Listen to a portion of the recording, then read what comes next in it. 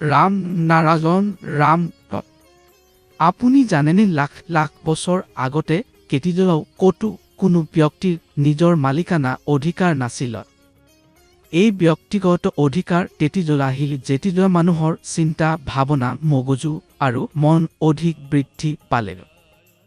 সমস্যাবোৰৰ সমাধান বিচাৰি সকলোৰে আকাশলৈ চাব লাগিব, যি আকাশত কি হৈছে তাক মনোযোগ সহকাৰে লক্ষ্য কৰিব লাগিব।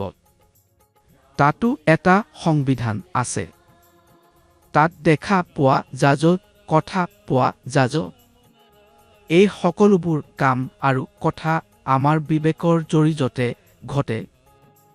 এই কথাবোৰ আমি শুনিব লাগিব, বুজিব লাগিব আৰু পৃথিৱীত প্ৰয়োগ কৰিব লাগিব।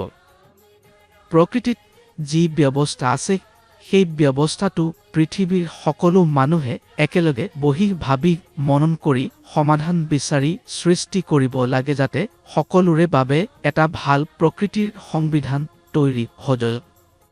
প্ৰকৃতিত কোনো মালিকানা নাই। আজি সংবিধানৰ ৰাজনৈতিক দলেই সকলোবোৰ মানুহে বনোৱা সকলোবোৰ বস্তু পৃথিৱীৰ পৰা আঁতৰাব লাগিব। মই এতিয়াও সকলোৰে লগ লৈ আগবাঢ়ো, সকলোৱে একেলগে পৰিশ্ৰম কৰি উপাৰ্জন কৰোঁ। মই কেতিয়াও কোনোবাৰ পৰা কোনো ধন লোৱা নাই। মোৰ এটা গোট আছে আৰু আমি সকলোৱে একেলগে পৰিশ্ৰম কৰি পেট ভৰাওঁ। এইদৰে সকলোৱে একেলগ হৈ এখনি মাত উঠাব লাগে, আমাৰ জন্মগত অধিকাৰ তাক আমাক দিব লাগিব। ধৰ্ম আৰু জাতিৰ পৰা আঁতৰি আমাৰ মহাগুৰুৱে সদায় সকলোকে এইটো শিক্ষা দিছে, এই পৃথিৱীত সকলো মানুহ সমান। সকলোৱে আকাশ, পৃথিৱী আৰু প্ৰকৃতিৰ সন্তানত।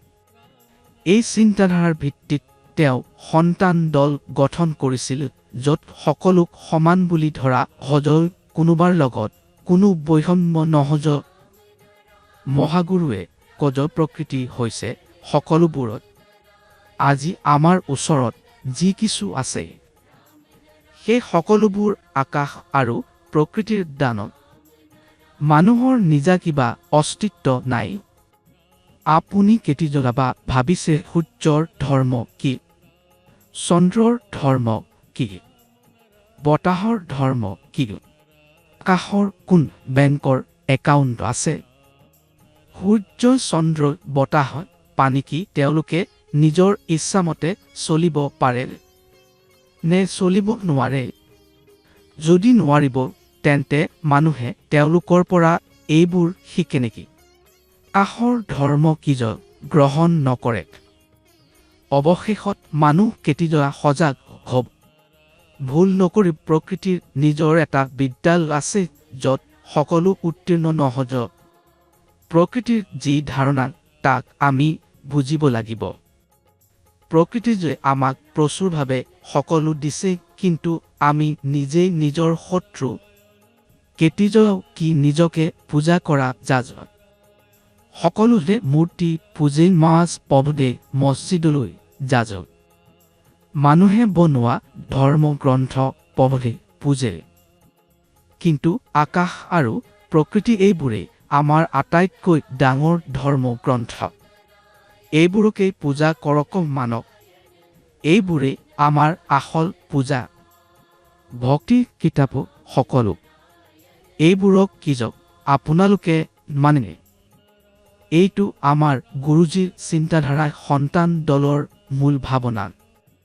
আমাৰ মহাগুৰুৱে দিয়া ২০ মন্ত্ৰ ৰাম নাৰায়ণ ৰামৰ জপ কৰক। এই জপে সকলোৱে শক্তি দিয়ে, শক্তি আনে আপোনাৰ জীৱন উন্নত কৰে। সকলো সমস্যাৰ সমাধান আপোনাৰ আগত নিজে নিজে আহি পৰে। কেৱল ৰাম নাৰায়ণ ৰামৰ সৈতে সংযুক্ত হৈ থাকক।